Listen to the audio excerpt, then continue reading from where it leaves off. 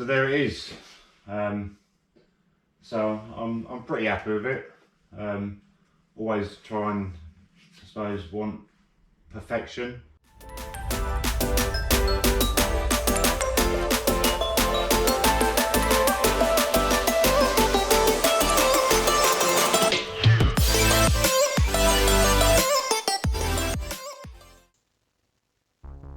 Hey mini enthusiasts, how you doing?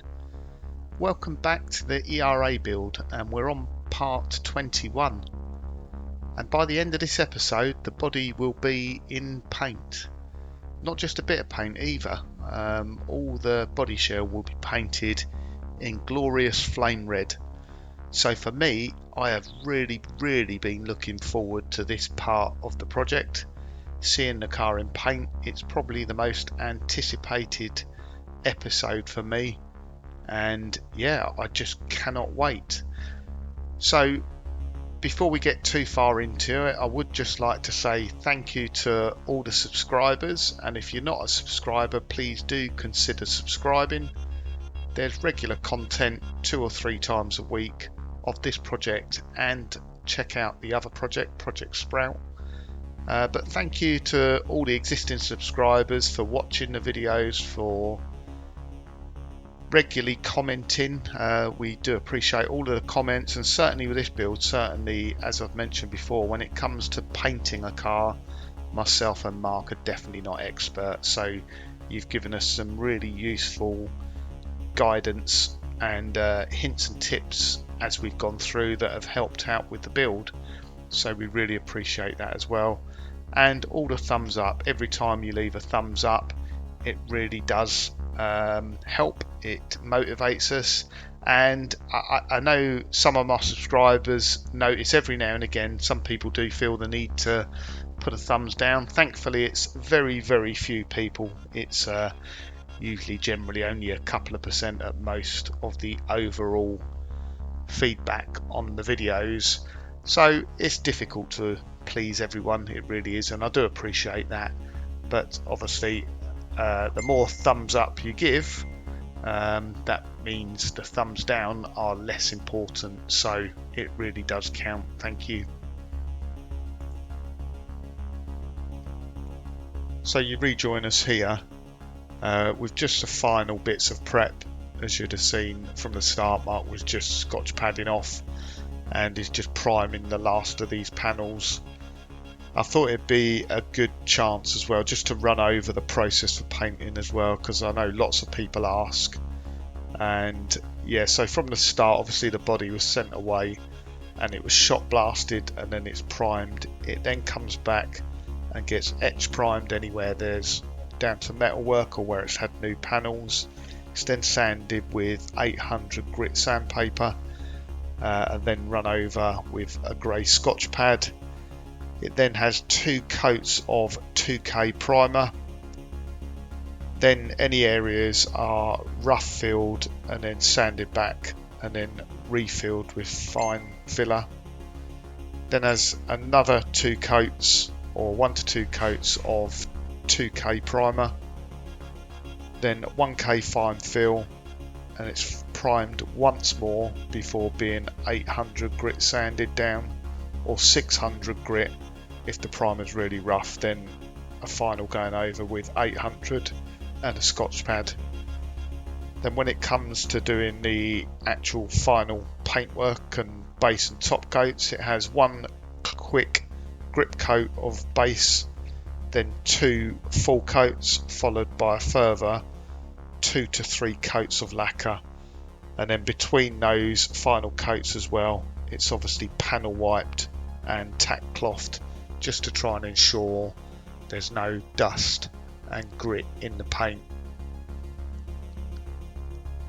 And Mark learns more and more every time he paints the cars. Like I say, this is only the 3rd car he's painted, but you learn all the time. And even after doing this car, when I spoke to Mark afterwards, there were just things he picked up on afterwards that he forgot to do, like damping down the floor. He didn't wipe off the spray curtain before he started spraying as well. So it's really about trying to have the environment where you're spraying as almost surgically clean. It is very, very difficult though, just because it's a workshop, it's not a spray booth, and obviously Mark does his best to try and keep the dust down and try and ensure the best finish he can get, and it is pretty good. But Mark is a perfectionist.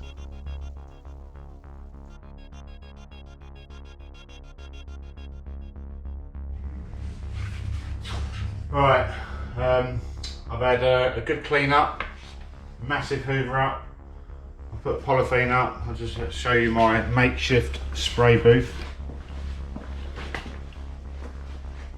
Just polythened up that. I've cleaned all this.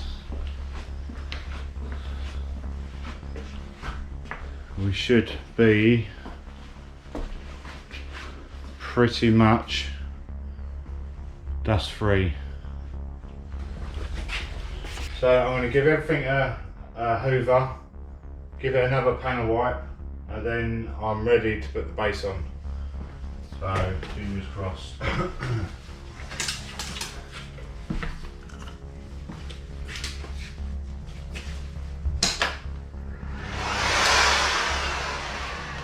My hoover broke, so I borrowed Lucy's. She don't know.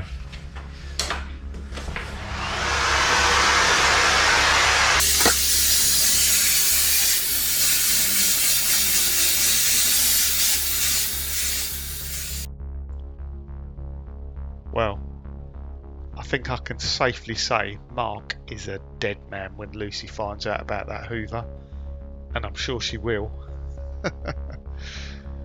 Oh dear. As Mark mentioned, I would love to be able to play to you the music we play in the workshops while we're doing this work. Myself and Mark have very similar tastes in music. It's generally uplifting or euphoric trance music, so just think of Kevin and Perry Go Large and the soundtrack for that, and that's about it. It's kind of, you know, it's just, I guess we're a similar age, so Ibiza classics and that sort of thing. But unfortunately, the YouTube copyright rules means you cannot use that music, or there are certain rules around using it, so you end up having to use copyright-free music.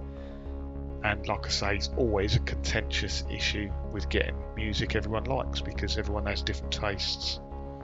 So here you can see the first, this will be the grip coat of paint, first base coat going on. So it goes on a very thin coating, and it is there just to act as like a grip layer for the following coats to go on. And you'll see now Mark's onto the second coat very quickly. So the workshop, it's not quite an oven, but it is heated to about 32 degrees, which is good enough for spraying 2-pack paint, and it dries pretty quickly. So this is not a gloss paste coat, so it's dull, it's a matte finish. So as you'll see, as it's drying off there, as it's flashing off, it's going dull again, and that's because it's designed, that paint's designed to have lacquer on it as well. So it's 2-pack paint, but it's 2-part, it's base coat and lacquer, and that's the way Mark has sort of researched and the way he sprays it.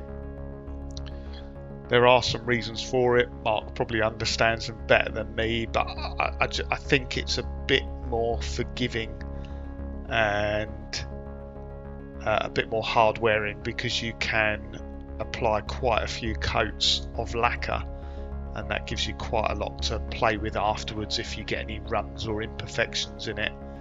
And certainly that was the case with Project Kit, which had glitter in the final stages of paint, and that was, I think Project Kit had about 7 or 8 coats of lacquer, so that whole car was wet flatted back and then machine polished afterwards, and that sort of brought it back to a really, really high gloss finish. It looked absolutely amazing. Now this is not going to get as many stages of lacquer, it'll only be 2 or 3, but it will be very high gloss, and it is already looking absolutely amazing. You can obviously see there how well that extractor is working now compared to the small extractor Mark had before. and if you look back at the kit videos you could barely see why he was spraying. So that's the car painted, and it looks absolutely amazing. So I'm going to stop waffling and I'm going to let Mark talk to you for a bit. Right, so the spray job is done. Well, on the shell anyway. I'll give you a walk round on it in a minute. I just wanted to give a shout out to someone. He's helped me out no end. So I've been looking for a MG Metro Turbo carb heat shield. They are like rocking horse poo. Obviously they're 30 years old, so I had one on the ERA, and the ERA needs one, but it'd been modified, it degraded, it needed replacing, and trying to find one. I spent ages looking for one, and then I put a post on Facebook, and a lovely guy called Stephen Pritchard, who's now subscribed to the channel, said, yeah, I've got one, I'll have a look in the garage.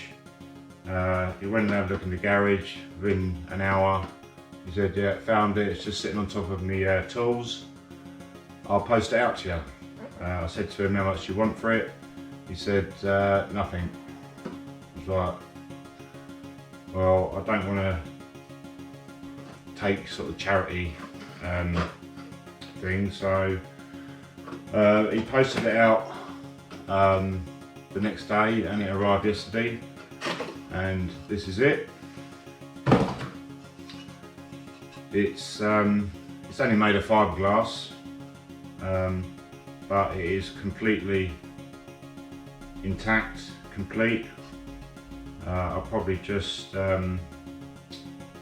maybe cover it with some gold reflective tape.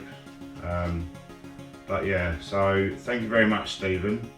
That is very, very kind of you. I did say to Stephen that I didn't want to take it for nothing. You know, what do you want for it? And he just said nothing, or donate something to charity. So I donated £50 to Chestnut Treehouse. You know, he said that was too much. He would have expected a £5 or something. But you know, I know what these things can be worth, or what people may charge, so I thought £50 was quite a decent amount to donate. So thank you very much, Stephen, I really appreciate that. So the spray job went quite well, I think. I'll show you around it.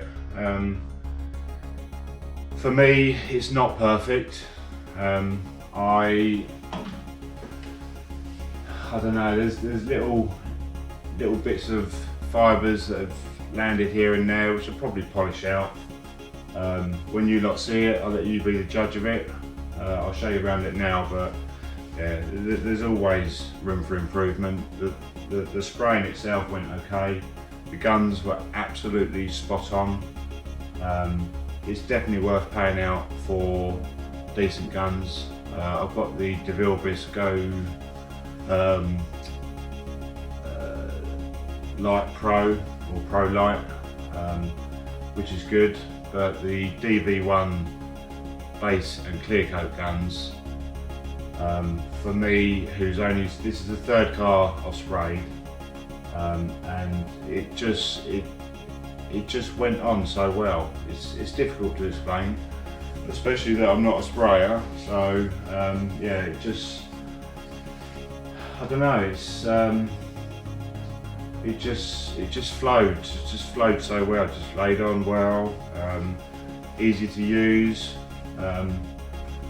So yeah, I'll show you around it, and if ever any of you come down and see it, I'll let you be the judge of what you think my spraying's like.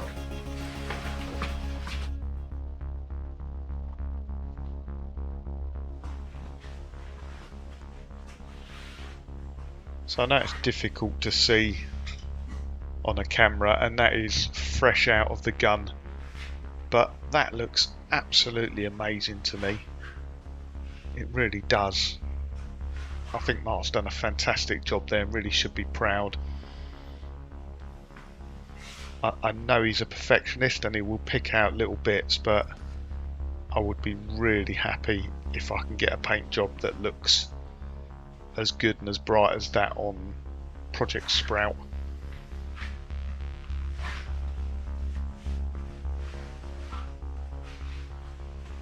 That red, that flame red when it's new as well, really does pop.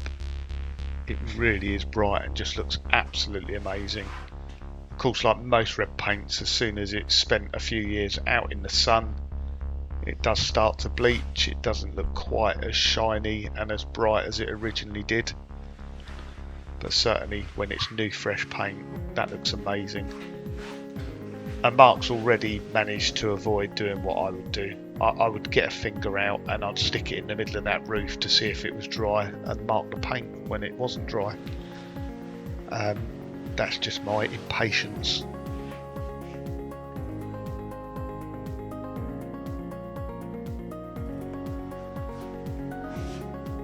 There are obviously still a few other bits to paint, so the doors and bonnet need painting yet, and the boots, so they were in primer earlier, and we'll probably do that in the next video.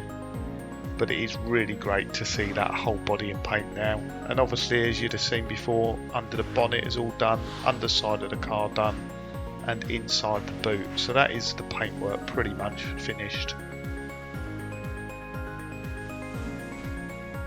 And for me, I'm excited to see this car in paint, but even more so to see Project Sprout in paint. So this kind of marks a bit of a change round in the garage, in that the ERA will go to one side now. It'll have a great chance for the paint to harden before anything's done to it, and then Project Sprout will go down to Mark's, go into the same spraying area, and Project Sprout will be painted very soon as well. So there it is. So I'm pretty happy with it. Always try and, I suppose, want perfection, but this is only the third car I've sprayed, and I'm reasonably happy with it. Next job is to get that in there, get the bonnet, boot and doors in here, get them prepped. They've already been primed, and get them sprayed. Probably won't do that today because I've run out of 2K thinners, so probably get them prepped today, spray them maybe Monday night, and then let them bake overnight. I can actually get this area up to 30 degrees in here, so once they're done, Project Sprout is coming down and I'm going to be spraying that for Keith. So yeah, hopefully that goes well.